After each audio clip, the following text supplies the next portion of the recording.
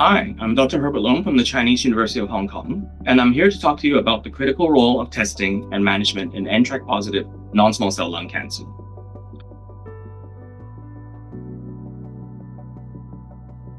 It's important for us to remember that non-small cell lung cancer encompasses multiple molecularly defined oncogenic subtypes that significantly influence both prognosis as well as treatment strategies.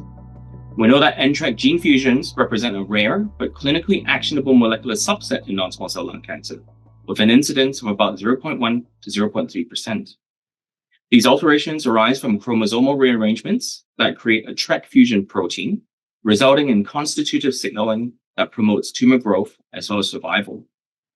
Clinically, NTRK fusion-positive lung cancers are often seen in younger patients with minimal smoking history and may be associated with CNS metastasis similar to other oncogene-driven lung cancers.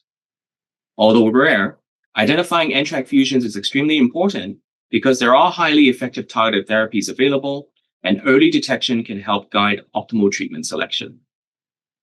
The identification of NTRK fusions actually are recommended in both the NCCN as well as ESMO guidelines, and with the use of broad-based molecular profiling, ideally at the time of diagnosis.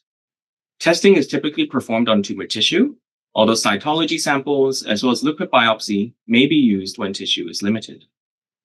RNA-based next-generation sequencing is generally the preferred approach as it enables comprehensive genomic profiling and is particularly sensitive for identifying gene fusions. Other methods, such as immunohistochemistry, FISH, or RT-PCR, may be used in specific situations, but often require confirmation with broader molecular testing. And importantly, testing must be confirmed by an NTRK gene fusion, as mutations or amplifications alone are actually not predictive of response to TRK inhibitors. In terms of what we have in clinical practice for TRK inhibitors, we have two first-generation TRK inhibitors available, including larotrectinib and entrectinib.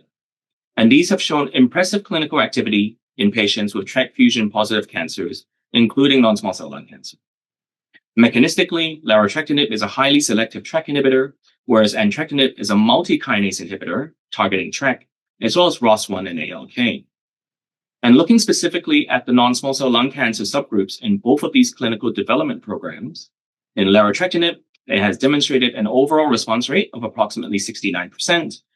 For entrectinib, it has also shown a similar overall response rate of 63%. Importantly, both of these compounds have shown good baseline CNS activity in terms of controlling disease within the CNS. In terms of the mechanism of response, as well as resistance, despite having durable responses with TRK inhibitors, we do see acquired resistance that can develop over time.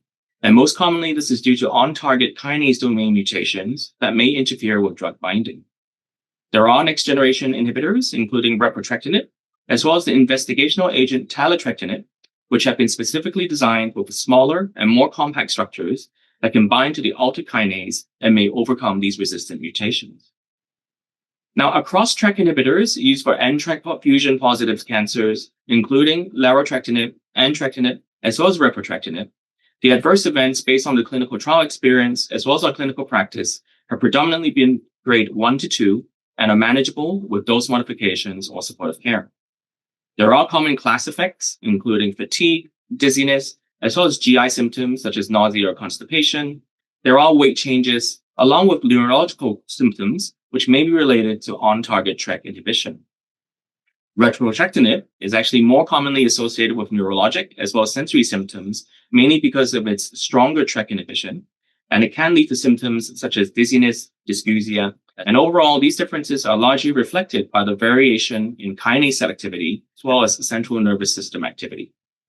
When an NTRK fusion is identified upfront, targeted therapy with a TRK inhibitor is recommended as preferred first-line treatment, consistent with guideline recommendations. At the time of disease progression, molecular reassessment may help guide subsequent therapy, including the potential use of next-generation TRK inhibitors if resistant mutations are identified. If targeted options are no longer appropriate, systemic chemotherapy with or without the use of immunotherapy may be considered according to treatment guidelines. In summary, NTRK fusions are rare but actionable in non-small cell lung cancer. Broad-based molecular profiling is actually used, and ideally with RNA-based NGS, which is essential for early detection. TRK inhibitors, including larotrectinib, entrectinib, as well as repotrectinib, provide effective targeted treatment options.